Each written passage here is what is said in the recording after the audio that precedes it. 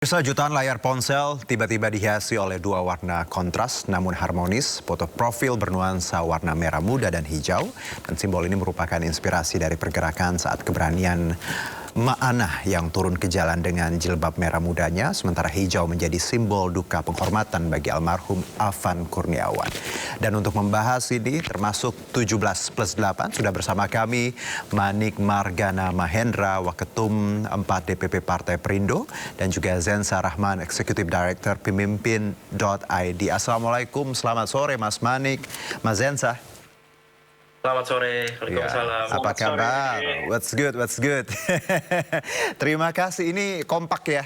Sudah janjian ya tadi ya? Ada yang hijau backgroundnya sama pink, enggak? Atau spontan? Wah, enggak janjian. Oke, berarti kita udah kompak nih ya.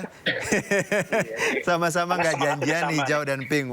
Baik, terima kasih semuanya sudah hadir. Saya ke Mas Zensa, izin terlebih dahulu. Mas Zensa, kalau kita bicara mengenai 17+8 ini ya, dan ya di media sosial sudah digaungkan, kita paling tidak sudah tahulah poin-poinnya.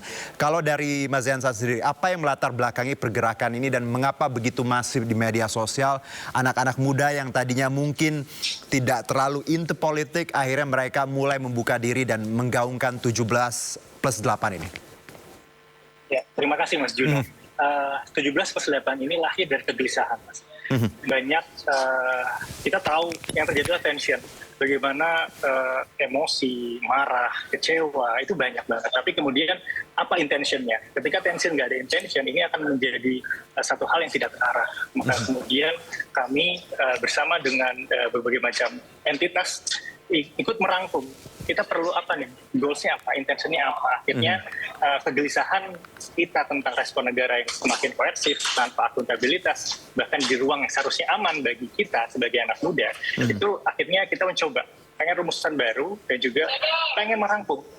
Rangkuman dari ratusan tuntutan yang sudah beredar di berbagai macam media sosial, mulai dari 211 CSO di data kami, akademi, mahasiswa, buruh, sampai jutaan suara di kolom komentar public figure. Filosofinya sederhana sebenarnya gitu.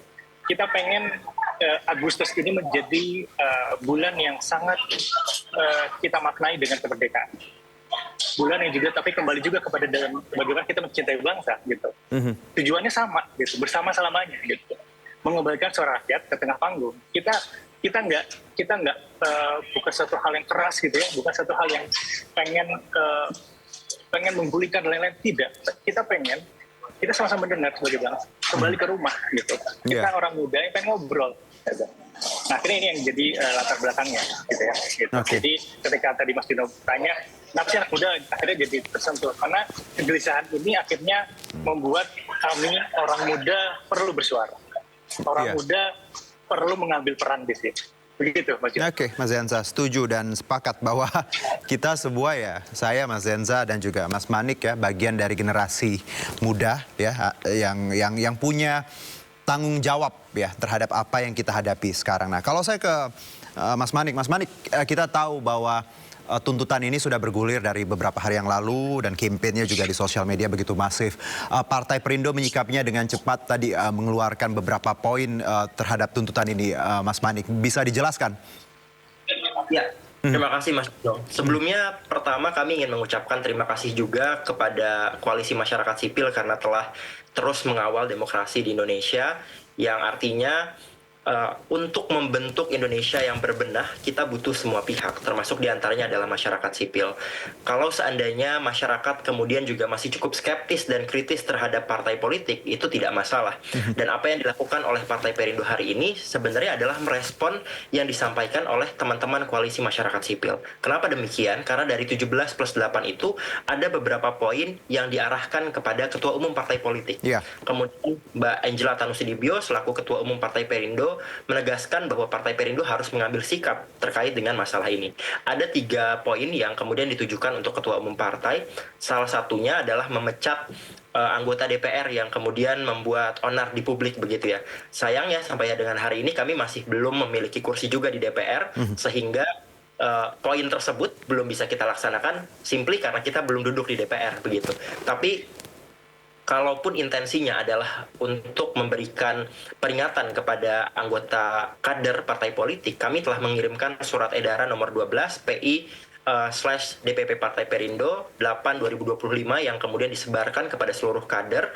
Kami menginstruksikan agar adanya upaya menerima aspirasi masyarakat sipil dengan lebih humanis, dengan lebih bersahaja, dan kemudian membawa aspirasi ini dalam bentuk tindak lanjut. Begitu. Oke. Jadi kami sangat mengapresiasi, dan 2 poin setelahnya kami juga sudah sampaikan bagaimana caranya kader untuk mendengar aspirasi masyarakat, libatkan kader untuk berdialog dengan mahasiswa dan masyarakat sipil. Ini sudah kami laksanakan dan sudah kami jalankan.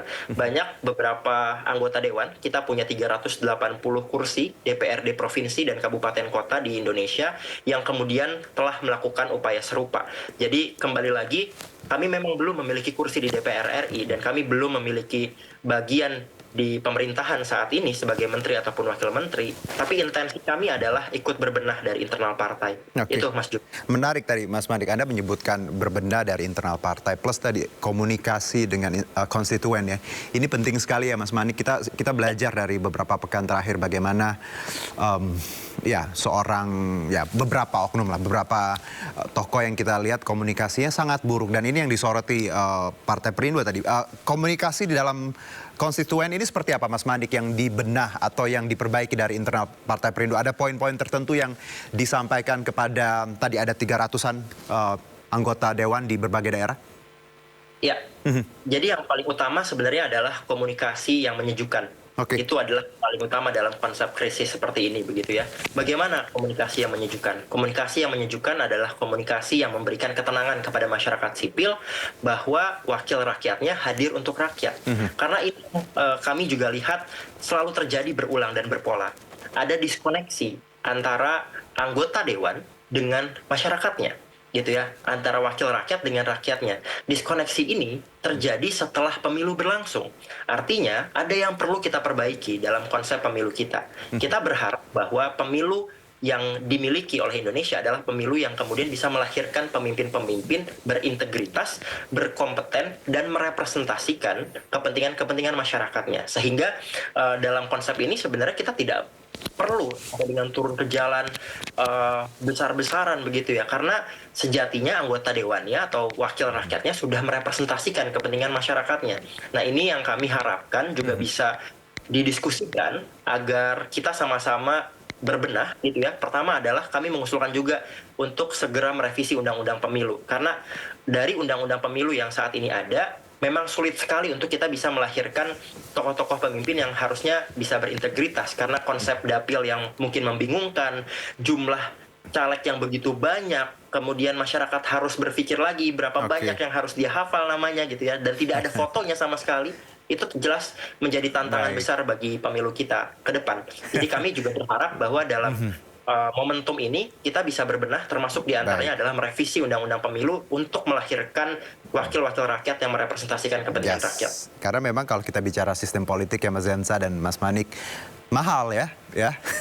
Kita tahu bagaimana itu kenapa banyak anak-anak muda yang punya prestasi, punya kualitas tidak bisa maju karena tadi sistem yang membuat ya tadi ongkos politik ini luar biasa mahal. Itu juga harus diperbaiki tadi. Sepakat dengan Mas Manik. Kalau saya ke Mas Zensa, kita bicara poin-poin penting dalam tuntutan 17+8 ini. Kalau tadi kan bagaimana harusnya ketum-ketum partai bersikap terhadap kader-kadernya dan juga memperbaiki internal partai. Kalau dari Mas Zensa sendiri, poin penting apa lagi yang ya 17+8 ini semuanya penting sebenarnya. Tapi menurut Anda ada poin krusial lagi yang harus memang disoroti dari 17+8 ini, Mas Zensa? Terima kasih. Kami di Kolektif Indonesia Berbenah percaya bahwa 17 ini langkah darurat, kemudian 8 adalah janji masa depan. Yang kemudian yang mungkin kalau tadi tanya sama Mas Juna ya, terkait apa yang paling prioritas, tentunya tentang hentikan kekerasan. Setiap luka, bahkan setiap nyawa ini bukan hanya statistik, tapi juga ada dunia yang runtuh. Ini yang kami kedepankan, sangat kedepankan, bagaimana kita perlu menghentikan kekerasan di aksi beberapa hari ini, baik dari khususnya dari pihak pemerintah. Kemudian tentang bebaskan suara, gitu. Beberapa berita tercatat ya, bagaimana beberapa demonstran masih tertahan, tapi tentu ingin mengawal itu secara transparan, gitu, equitable, gitu. Kita pengen seperti tadi ya yang saya katakan bahwa ini kita berangkat dari rasa cinta, makanya ada pink di background saya ya. kita berangkat dari rasa cinta. Jadi tolong, karena kita cinta pada negeri ini, dan saya percaya selalu akan menemukan jalan pulangnya. Gitu. Itu tujuan bersama untuk bagaimana kita membangun bangsa kita, gitu ya. Makanya ini poin penting, hentikan kekerasan dan juga bebaskan suara. Buka ruang dialog yang sudah dijanjikan. Buka ruang dialog ini sendiri. Saya yakin banyak niat baik di sana, banyak niat baik yang akan lahir dari ruang dialog tersebut. Kemudian terakhir tentu khususnya kepada, mumpung ada Mas Manik juga ya, teman-teman di partai juga, semoga bisa menjembatani ini gitu. Karena mau tidak mau ini kan sebuah kausalitas ya, itu sebuah akibat gitu. Kita pengen setidaknya ruang dialog saling merasa, tidak perlu saling curiga. Ini yang penting banget. Bagaimana tuntutan ini sebenarnya lahir dari rasa kegelisahan kamu, perasaan kamu, gitu. Rasa cinta kamu pada bangsa, gitu. Karena kalau tidak disampaikan sekarang, mau sampai kapan? Kalau tidak dijawab sekarang, mau sampai kapan? Makanya itu kami selalu mengukur dan juga membuat progres ya, tracking progres di website kami. Itu mungkin teman-teman bisa langsung menuju 17.8 tuntutan rakyat tadi. Silakan di sana bisa teman-teman juga tracking progresnya, dan teman-teman pemerintah juga silakan melihat list-list tersebut dan juga bagaimana menjawabnya. Begitu sih. Oke, baik Mas Zansa. Tadi bahwa ketika kita bicara ruang diskusi ya, andai waktu bisa diputar balik ya Mas Zansa ya. Andai ketika beberapa hari yang lalu, pekan lalu, ada wakil rakyat atau siapapun bisa turun dan diajak diskusi, mungkin keadaan tidak akan luar biasa mencekam kemarin, tapi paling tidak lesson learned, ya ada blessing in disguise yang kita punya dari kejadian yang kemarin. Saya ke Mas Manik. Mas Manik, kalau kita bicara deadline ya dan juga 17+8 ini, menurut Anda ini masuk akalkah untuk rentan waktu 5 September atau memang apa yang harus dilakukan agar 17+8 ini juga bisa dipenuhi secepat mungkin, Mas Manik? Iya, pertama kalau saya coba mendalami tuntutannya dari 17+8 ini, menurut saya ya yang paling ditunggu oleh masyarakat sipil sebenarnya adalah respon. Ya. Jadi respon ini harus bisa dikelola dengan baik. Yang tadi saya sampaikan bahwa komunikasi publik yang dikeluarkan oleh pemerintah maupun anggota dewan haruslah yang kemudian menyejukkan, bukan justru malah menambah intens gitu ya konfliknya dari masyarakat. Nah ini yang menurut kami sebenarnya bisa dilakukan, dan respon ini kan bisa melalui dengan intensi begitu. Kalau seandainya katakanlah tuntutannya tadi membebaskan demonstran, saya rasa itu juga bisa dilakukan sesegera mungkin ya, karena berdasarkan pasal 28 UUD 45 kita harusnya kita memiliki kebebasan untuk menyatakan sikap dan lain sebagainya. Tentu kami juga mengutuk keras upaya-upaya pelanggaran hukum, tapi kita perlu melihat di konteks ini sebenarnya adalah masyarakat hanya ingin didengarkan gitu. Jadi menurut kami 5 September ataupun 1 tahun itu adalah upaya yang masyarakat sipil harapkan bisa dilakukan oleh pemerintah. Ibaratnya selesai nggak selesai direspon gitu, selesai nggak selesai dikumpulkan, ibaratnya kayak gitu ya. Jadi skripsinya itu yang skripsinya seperti itu gitu ya, kan itu PR ya, selesai nggak selesai dikumpulkan. Apapun nanti yang jadi hasilnya, ya kita berharap ada upaya untuk berbenah gitu. Dan kami melihat bahwa deadline atau waktu yang kemudian disampaikan oleh masyarakat sipil ini bukan waktu yang mustahil untuk dilakukan, meskipun ada banyak hal, misalnya tadi mereformasi partai politik, jelas itu waktu yang saya rasa ya pasti butuh waktu yang cukup panjang, karena kita berbicara masalah ini secara sistemik. Ini bukan sekali dua kali, Bang Juno, kalau saya ingat di tahun 2019 kita pun juga mengalami demonstrasi besar-besaran seperti ini begitu ya, kemudian ada upaya represi dari aparat dan lain sebagainya. Ini menunjukkan pola, dan kalau pola ini berulang setiap tahunnya artinya kita tidak belajar gitu. Nah ini harus kita segera selesaikan. Dan saya rasa ini momentum yang sangat-sangat besar dan krusial gitu. Dan balik lagi, 1 tahun ataupun tadi 1 minggu, menurut saya itu sebenarnya bisa dilakukan. Karena semua yang saya baca dari tuntutannya sebenarnya adalah mandat reformasi. yang seharusnya sudah berjalan Ya, gitu. yang seharusnya Dilakukan. sudah berjalan seperti itu. Oke, Mas Zensa, kalau kita bicara deadline ya, 1 minggu ataupun yang jangka panjang 1 tahun, menurut Anda mustahilkah untuk diwujudkan kalau yang misalnya 1 minggu atau memang mau tidak mau ya harusnya memang sudah berjalan seperti itu, Mas Zensa? Ya, kalau saya izin menjawab tentang bagaimana seandainya sistem demokrasi kita memang berjalan sehat, mestinya 17/8 ini bisa dipenuhi. Kalau tidak tercapai pada 5 September, itu bukti ada masalah serius dalam prioritas kita sebagai bangsa. Tapi ini bukan soal iya atau tidak. Yang terpenting, kita perlu tahu, rakyat berhak tahu siapa yang bertanggung jawab atas setiap tuntutan, apa progresnya, dan bagaimana komitmen nyata mereka. Gitu. Dan apa yang bisa masyarakat lakukan, yang saya titipkan adalah tetap konsisten bersuara, mengawal dengan cara damai dan demokratis, karena membenahi bangsa ini bukan tugas satu pihak seperti Mas Malik katakan tadi, tapi kerja kolektif yang tidak boleh berhenti, yang tidak boleh berhenti. Kita harus bareng-bareng. Itu sih Mas Yun.